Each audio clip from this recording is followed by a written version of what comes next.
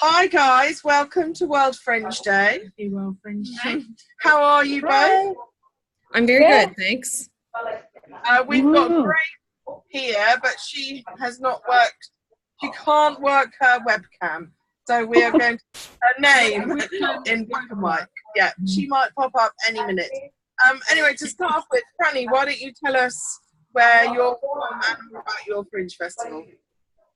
Sure. So I'm here in Hamilton, Ontario, Canada. Hamilton is a city in Ontario. We're about 45 minutes from Toronto. So we have a pretty close relationship with Toronto Fringe. A lot of our artists do Toronto Fringe and then do Hamilton Fringe because we're right back to back and we're pretty close. And that's where we are now. Our Fringe opens in 1 week. So if I have to run away all of a sudden, that's why. And how is everyone coping? Are you frantic or do you feel in control? Both, I would say. Yeah, we're doing well. There's a lot to do. There's so much to do, but it's getting done. So yeah, it feels like we're ticking things off the list. It's just a long list. Yeah, awesome. Grace, what Fringe Festival are you from? So I'm with the Island Fringe Festival, and we're based on Prince Edward Island in Canada. And in Charlottetown, more specifically. Yep. And how does that fit into the kind of set the scene for the festival? What's it like? What size is it? So we're on the small size. I mean, Prince Edward Island is the smallest province in all of Canada. The entire population of our province is about 152,000 people. So we're in a city that has about 48,000 people. Our Fringe Festival has 10 shows. It runs over 4 days. So it actually starts the 1st of August and runs through the 4th. And we have 10 shows. Yep. Cool. Brilliant.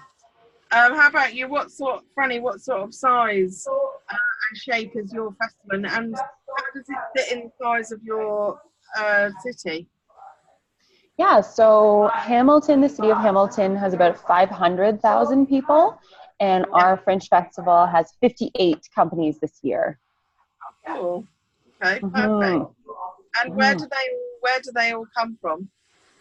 We have different lottery categories, like most fringes do. So there's some that are local. I'd say about half, maybe less than half are local artists from Hamilton. And then we have a national category, so folks that are from Canada but not Hamilton. And then we have an international category as well. And this year we have groups coming in from, our furthest artist is Penny Ashton, is coming in from New Zealand. She actually there's a Hamilton, New Zealand. And so she's been sending us videos and clips from that. So we're kind of trying to share with our Hamilton that, oh, I see Grace. There I am. I made it. There we go. Sorry, guys. So New Zealand is our furthest artist, and then we have artists that are right down the street. Awesome. That sounds lovely. And are you part of the Canadian Association of Fringe Festivals? We are. So we're part of the CAF Touring Lottery, so sometimes shows include us as part of the touring lottery, and because in Canada the fringes are arranged, they sort of start in the east and then come alive traveling west, and then they sort of cycle back around. So we're part of a group that people often, even if they're not part of the CAF tour, they build their own tours. So they'll do Ottawa, Montreal, Toronto, Hamilton, London, and just keep working west from there. So we have quite a few artists who are currently in Toronto and building up buzz there, and then they're going to bring their shows here in just a few more days. And we have Toronto Fringe being interviewed like you are now shortly, so we shall be sure to mention that we've spoken to you. Yeah. And Grace, how about you guys? Are you part of the Canadian Association of Fringe Festivals?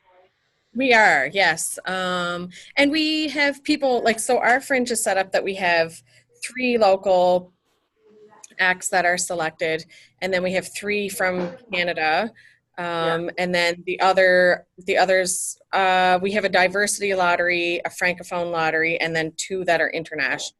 So we tend to get a lot from Canada, the United States, and then, of course, occasionally we get somebody that's a lot more international. Like last year we had a troupe from Paris. So Yeah, so we're part of CAF and we enjoy the lottery as well. And do you guys meet up with the other Fringe festivals? Because you obviously you have an annual meet with CAF. And how does connecting with other Fringe festivals support your outputs? Yes, we do go to the meetings, and I personally haven't been yet to attend. Usually Claire Calnan, who's our executive director, will go, or Heather Knaby, who's our general manager. Usually one of those folks will go, most often Claire.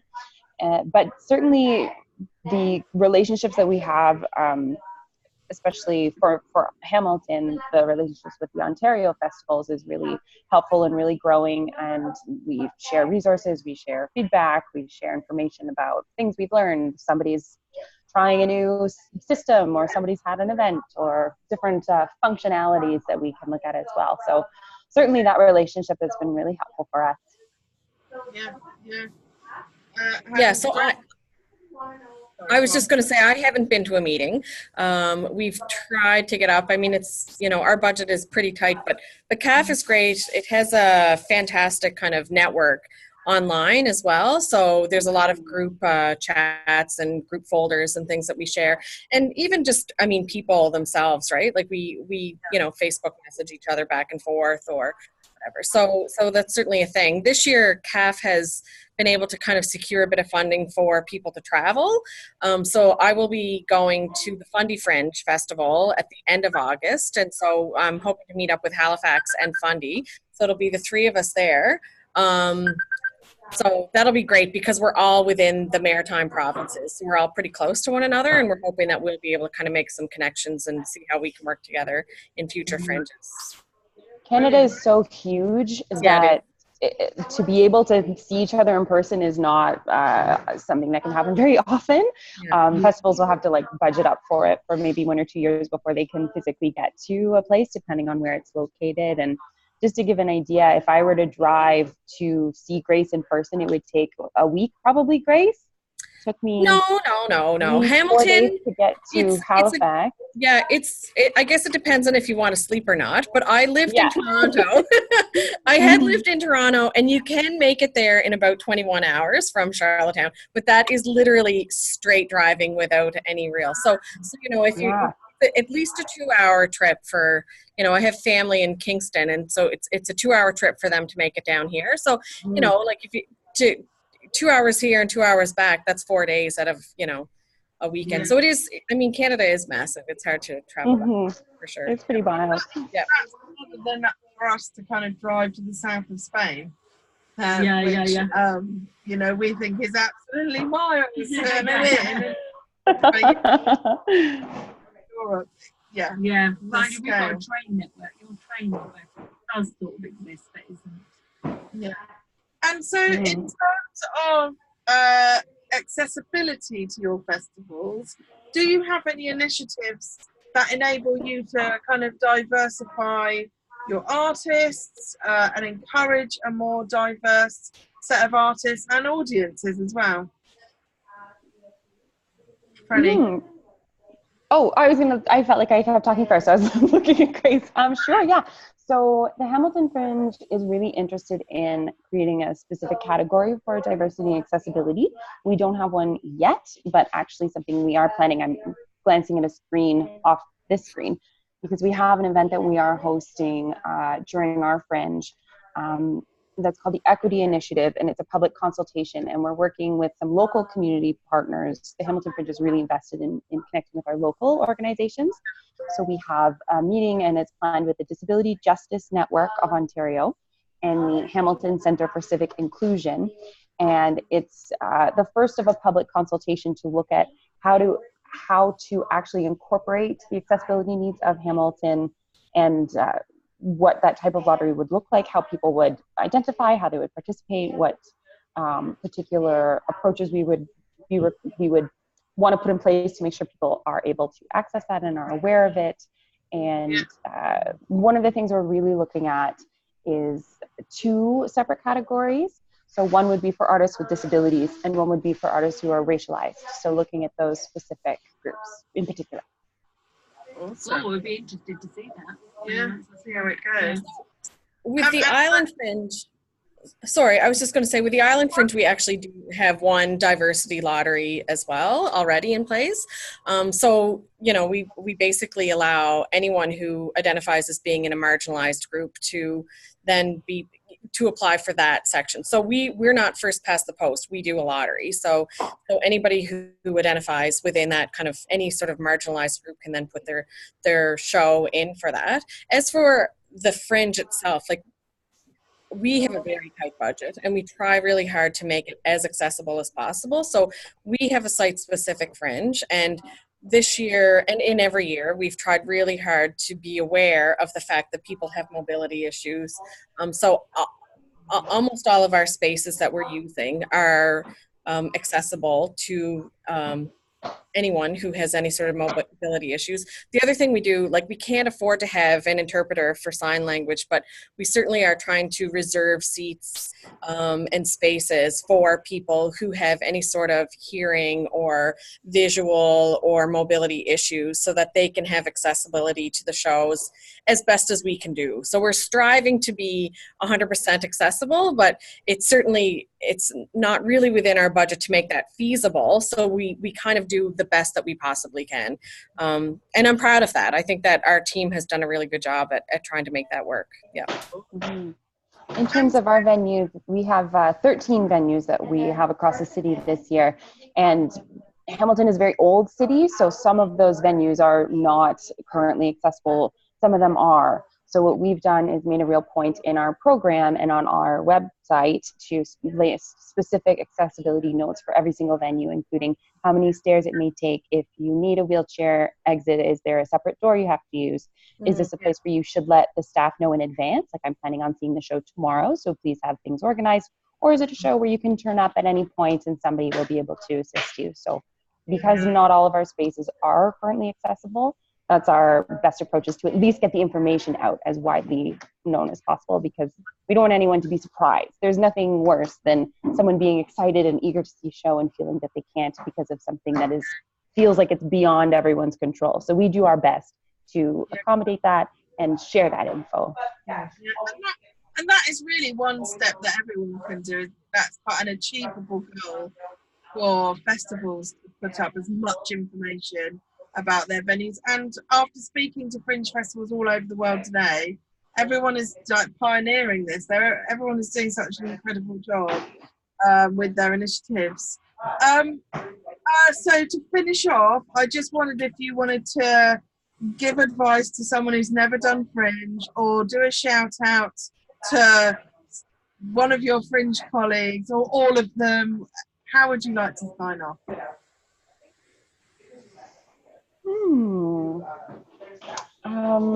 For Hamilton, this is my first year as an administrator for Fringe. I've been an artist at many Fringe festivals, and so it's been really exciting for me personally to be on the other side and moving from that self-producer into sort of self-producer of 58 shows. So that's been a really wonderful transition, and I would say the support that I've had from my team here with Heather and Claire in Hamilton has been wonderful. And our relationship with the Toronto Fringe and the London Fringe, which is near us as well, have been really helpful. So those would be my messages. And as an artist, I performed in some of the East Coast Fringes, and the energy and environment there is a really lovely atmosphere. The fun thing about touring is you get to get all these different little slices of life from these different places. So for Grace, you have a lovely Fringe, and I would like to say that. So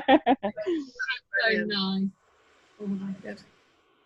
I guess I would probably like to thank, obviously, our board members who put in lots of work for the season and the year. The team that's on with me this year, they're fantastic people. Richard and Nicole and Eric are doing a great job. I'm really excited because, well, much like Hamilton, our Fringe is just around the corner. We've got a couple of weeks more than you, but it's such an exciting time when there's all these little details that have to be kind of finalized before people show up. But I'm really, really looking forward to the really eclectic selection of shows that we have this year. So I'm like, more than anything, I just want to make sure it's all in place so that when Fringe happens, like, we can all just enjoy and have a lot of fun. And you know, hopefully someday I'll be able to make it out to Hamilton or up into Ontario to see one of the Fringes, but I certainly know it won't be this year for sure. But and also to CAF, I think they do a great job at helping us Fringes kind of stay connected.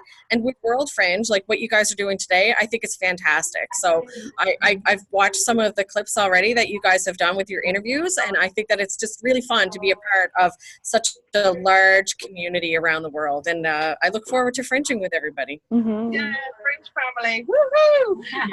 Right. Well, thank you so much, and we'll catch up with you very soon. Happy World Fringe Day. Take care. Happy World Fringe. Bye now. Thank you.